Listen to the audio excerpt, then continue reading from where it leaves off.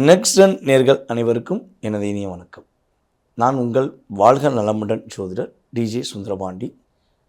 இப்போ நம்ம என்ன பார்க்க போகிறோம் அப்படின்னா, பொதுவாகவே பார்த்திங்கன்னா நம்மளுடைய நவகிரகத்தில் சுப கிரகமான குரு பகவானை பற்றி பார்க்க போகிறோம். அப்போ நவகிரகங்கள்னு சொல்லி சொல்லும்போது பார்த்திங்கன்னா 2 கிரகங்கள் நிழல் கிரகங்கள், 7 கிரகங்களில் மிக என்ன சொல்கிறேன்னா ஒரு சுபத்தன்மை கொண்ட கிரகம் அப்படின்னா நம்முடைய குரு பகவான் தான். ஸோ அப்படிப்பட்ட குரு பகவான் கிட்டத்தட்ட பார்த்திங்கன்னா காலச்சக்கரத்துக்கு 3ஆம் இடத்துல மிதுன ராசியில் இருக்கிற குரு பகவான் தற்போது இந்த ஜூன் மாதத்தில் 2026 கடக ராசியை நோக்கி பயணிக்கிறார். ஒவ்வொரு வருடமும் அவர் ஒரு ராசியிலேருந்து இன்னொரு ராசியை கடப்பார் அப்படிங்கிறது நிதர்சனமான உண்மை. சில நேரங்களில் பார்த்திங்கன்னா ஒரு ராசியிலேருந்து இன்னொரு ராசியை அதிசாரமாக முன்னோக்கி போவார், சில நேரங்களில் வக்ரமாக்கி பின்னோக்கி வருவார் அப்படிங்கிறது இயல்பு. ஆனால் ஒரு ராசியில் ஒரு வருடம் இருப்பார் அப்படிங்கிறது கணக்கு. ஸோ அப்படிப்பட்ட நிலையில் இந்த வருடம் மட்டும் என்ன விசேஷம்?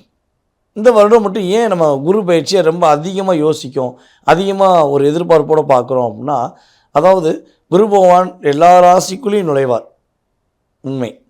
ஸோ அப்படிப்பட்ட குரு பகவான் தனக்கு பிடிச்ச வீடு, தனக்கு மிகவும் பிடித்த வீடான கடக ராசிக்குள்ளே தான் உச்சம் பெற்ற வீட்டுக்குள்ளே போகிறது தான் இந்த வருடத்தில் மிகப்பெரிய சிறப்பு. அதாவது ஒரு ராசியை விட்டு இன்னொரு ராசியை கடந்து வர ஒரு வருடம். அப்போ கடகராசிக்குள்ளே கிட்டத்தட்ட ஒரு 12 வருடத்துக்கு முன்னாடி வந்த குரு பகவான் தற்போது உள்ளே வரப்போகிறார். அப்படிங்கும்போது இந்த உச்சம் பெற்ற குரு உங்களுடைய லைஃப்பில் என்னென்ன மாற்றங்களை கொடுக்க போகிறார், என்னென்ன முன்னேற்றங்களை கொடுக்க போகிறார்னு சொல்லி பார்க்க போகிறோம். பொதுவாகவே பார்த்திங்கன்னா வருட கிரகங்கள் அப்படின்னு சொல்லி பார்க்கும்போது சனி பகவான், ராகேது பகவான், இந்த 2 கிரகங்களுடைய பெயர்ச்சினாலே நம்ம எல்லாருக்குமே ஒரு பதட்டம் வரும். சார் சனி பயிற்சி வருது சார், எதுவும் பிரச்சனை வந்துடுமா? ராகேது பயிற்சி வருதே, ஏதாவது ப்ராப்ளங்களை சந்திப்போமோ அப்படிங்கிற ஒரு பதட்டத்தோடு பார்ப்போம். ஆனால் அந்த சுப கிரகமான குரு பகவான் மட்டும் பெயர்ச்சி ஆறான்னா எல்லாருக்கும் ஒரு சந்தோஷம். அப்பாடி செம, குரு வந்துட்டாரியா, நம்ம கவலையே பட தேவையில்லை அப்படின்னு சொல்லி நம்ம நினைக்கக்கூடிய அளவுக்கு அவர் நிறைய விஷயங்களில் மாற்றத்தை கொடுப்பார். அதே போல் இன்னொரு விஷயம் என்ன பார்த்திங்கன்னா, குருவுடைய இருக்கும் இடத்துக்கு மதிப்பை விட, அதாவது ஸ்தான பலத்தை விட அவருக்கு பார்வை பலம் சூப்பராக இருக்கும். குரு பார்த்தால் கோடி நன்மைன்னு சொல்லுவோம், கேள்விப்பட்டிருக்கீங்களா? ஸோ அப்படிப்பட்ட குரு பகவான் கடக ராசிக்குள்ளே அமர்ந்து கிட்டத்தட்ட தன்னுடைய 5ஆம் பார்வை மூலமாக விருச்சக ராசியை பார்க்க, தன்னுடைய 7ஆம் பார்வை மூலமாக மகர ராசியை பார்க்க, தன்னுடைய 9ஆம் பார்வை மூலமாக மீன ராசியை, தன்னுடைய ராசியவே பார்க்க.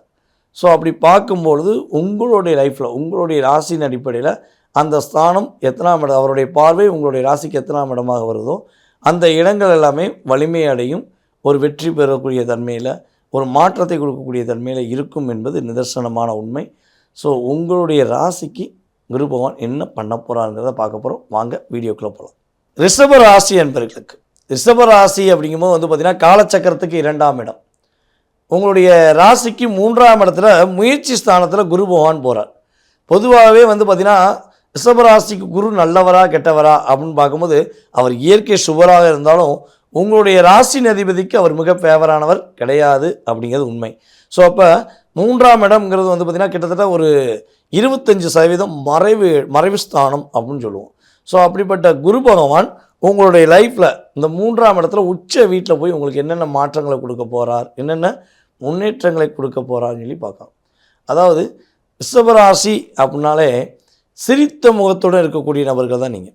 எதையுமே மற்றவர்கள் வழிகளை வாங்கி கொண்டு, அவர்களுக்கு பல கஷ்டம் இருக்குன்னா அதை சரி செய்து ஒரு பெரிய பிரச்சனைக்கு ஒரு தீர்வு கொடுத்து மற்றவங்களுடைய மனசை புரிஞ்சுக்கிட்டு சிரித்த முகத்துடன் இருப்பீங்க. நீங்கள் எல்லாரும் கஷ்டப்படக்கூடாதுங்கிறக்காண்டி நீங்கள் கஷ்டத்தோடு இருந்தால் கூட வெளியே காட்ட மாட்டீங்க. மனசுக்குள்ளே உங்களுக்கு அவ்வளோ வலி, அவ்வளோ வேதனைகள் எல்லாமே இருக்கும். ஆனால் அதெல்லாம் மறைச்சிக்கிட்டு நீங்கள் சிரிப்பீங்க பார்த்தீங்களா, ஒரு புன்னகை. அதான் சொன்ன ஒரு குழந்தை எந்தளவுக்கு ஒரு சின்ன குழந்தைகள் சிரிப்பாங்களோ அந்தளவுக்கு தான் உங்களுடைய குழந்தை சிரிப்பு எப்பொழுதுமே ரிஷபராசிக்காரங்களுக்கு கூடவே பிறந்தது. ஸோ அப்படிப்பட்ட நிலையில் ரிஷபராசி என்பவர்களுக்கு குரு பகவான் என்னென்ன மாற்றங்கள்லாம் கொடுக்க போகிறாருன்னா, பொதுவாகவே ரிஷபராசி என்பவர்களுக்கு திருமண வாழ்க்கை என்பது கிட்டத்தட்ட ஒரு 5 வருட காலத்தில் மிகப்பெரிய ஒரு பிரச்சனையாகவே இருந்துச்சு. ஒரு ரியாலிட்டி அன்புக்காக, உண்மையான உணர்வுக்காக, உண்மையான பாசத்துக்காக ஒரு மெழுகுவத்தி மாதிரி தன்னையவே தியாகம் செய்யக்கூடிய நபர்கள் தான் நீங்கள். நான் வந்து உருகிறேன், நீங்கள் நல்லா இருங்க, நீங்கள் சந்தோஷமாக இருங்க, உங்களுக்காண்டி தானே, நீங்கள் காட்டின அன்புக்காண்டி தானே, நீங்கள் காட்டின பாசத்துக்காண்டி தானே நான் வந்து என்னை உருக்கிறேன் அப்படின்னு சொல்லக்கூடிய நபர்கள் தான் நீங்கள்.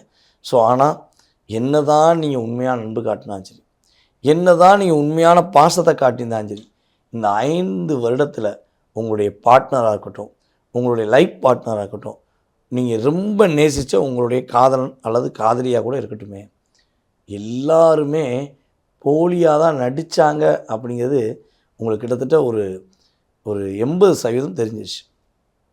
ஆனால் தெரிஞ்சும் கூட அவங்க என்கிட்ட காட்டின அன்பு இருக்குல்ல, அவங்க என் மேலே ஒரு சின்னதாக ஒரு அன்பு காட்டினாங்களே, அந்த அன்புக்காண்டி மீண்டும் நான் அவங்க உண்மையாக இருப்பாங்க நம்புகிறேன் அப்படிங்கிற நம்பிக்கையுடன் இன்னும் ஒற்றுமையாக வாழ்ந்து கொண்டிருக்கின்ற நம்மளுடைய ரிஷபராசிக்காரராக நீங்கள் இருந்தீங்கன்னா உறுதியாக உங்களுடைய ரியாலிட்டி அன்பை புரிந்து கொண்டு உங்கள் மேலே உங்களுடைய பார்ட்னர், உங்களுடைய காதலன் அல்லது உங்களுடைய காதலி உறுதியாக புரிந்து கொண்டு அன்பு காட்டக்கூடிய சூழ்நிலை உண்டாகும். கல்யாணமே முடியலைங்க, கல்யாணத்துக்காக பல முயற்சி எடுக்கும், திருமண வாழ்க்கையில் ரொம்ப கடைசி நேரத்தில் அலைன்ஸ் ஓகேயாவது கேன்சல் ஆகிடுதுங்க, கல்யாணம் முடியுமா அப்படின்னு எதிர்பார்க்குற நம்மளுடைய ரிஷபராசி என்பவர்களுக்கு உறுதியாக திருமண வாழ்க்கை அமைக்கக்கூடிய வாய்ப்பு 80 கிட்ஸாக இருந்தாலும் சரி, 90 கிட்ஸாக இருந்தாலும் சரி, 2K கிட்ஸாக இருந்தாலும் சரி, உங்களுக்கு திருமணம் முடிப்பதற்கான பாக்கியம் கிரக ரீதியாக ஏற்படுது. ஸோ அதே போல் வந்து பார்த்திங்கன்னா குலதெய்வத்துடைய ஆசீர்வாதம் இப்போ முழுமையாக கிடைக்கும். எங்கள் குலதெய்வமே தெரிலங்க, குலதெய்வம் தெரிய வரும். குலதெய்வம் எங்கள் வீட்டுக்கே வரமாட்டேங்கன்னு நினைக்கிங்க, என்னன்னே தெரிலங்க அப்படின்னு நினைக்கிற உங்களுடைய லைஃப்பில் குலதெய்வத்துடைய ஆசீர்வாதம் உறுதியாக கிடைக்கும். அதே போல் ரிஷபராசி என்பவர்களுக்கு லாபஸ்தானத்தை குரு பகவான் பார்க்கறனால, அங்கே சனி பகவான் அமர்ந்திருக்கனால உறுதியாக உங்களுடைய லைஃப்பில் திருமண வாழ்க்கையில் நிறையா பிரச்சனைகளை சந்தித்து சில நேரங்களில் சில ரிஷபராசி என்பவர்களுக்கு சட்டப்படி ஒரு மன முறிவு ஏற்பட்டுருச்சு அப்படின்னா உங்களுக்கான 2வது வாழ்க்கை துணையை தேர்ந்தெடுப்பதற்கான ஒரு அற்புதமான சூழ்நிலை உறுதியாக உண்டு. பொருளாதாரத்தில் மிகப்பெரிய மாற்றமும், பதவி உயர்வும், ஒரு அங்கீகாரமும், மகிழ்ச்சியும், சந்தோஷமும், உங்களுடைய சகோதரரான மூத்த சகோதரிகளுக்கு திருமண வாய்ப்புகளும் நடக்கக்கூடிய ஒரு அற்புதமான தருணம். ரிஷபராசி வீட்டில் குரு பயிற்சிக்கு அப்புறம் உறுதியாக சுப நிகழ்ச்சி என்பது நடக்கக்கூடிய வாய்ப்புகள் அதிகமாக இருக்குங்க. மன ரீதியாக ஒரு சந்தோஷத்தை, அதாவது எப்போவுமே ரிஷபராசிக்காரங்க பணத்துக்கோ பொருளுக்கோ ஆசைப்படக்கூடிய நபர்கள் நீங்கள் கிடையாது. மனசில் சந்தோஷம் வேணும், உண்மையான அன்பை புரிந்து கொண்டு உண்மையாகவே நம்ம கூட பயணிக்கக்கூடிய அன்பான ஒரு நல்ல உள்ளம் வேணும்னு தான் நினைப்பீங்க. அந்த உங்களுடைய நல்ல எண்ணத்துக்கு ஏற்றவாறு உங்களுடைய உண்மையான அன்பை புரிந்து கொண்டு உங்கள் கூட ரியாலிட்டியாக பயணிக்கக்கூடிய வாய்ப்பு, கிரக ரீதியாக நல்ல உறவு கிடைக்க போது, நல்ல நண்பர்கள் கிடைக்க போகிறாங்க, நல்ல ஒரு துணை, வாழ்க்கை துணையாக அமையக்கூடிய பாக்கியம் ரிஷபராசிக்கு குரு பயிற்சிக்கு அப்புறம் உறுதியாக குரு பகவான் கொடுப்பார் என்பது நிதர்சனமான உண்மை.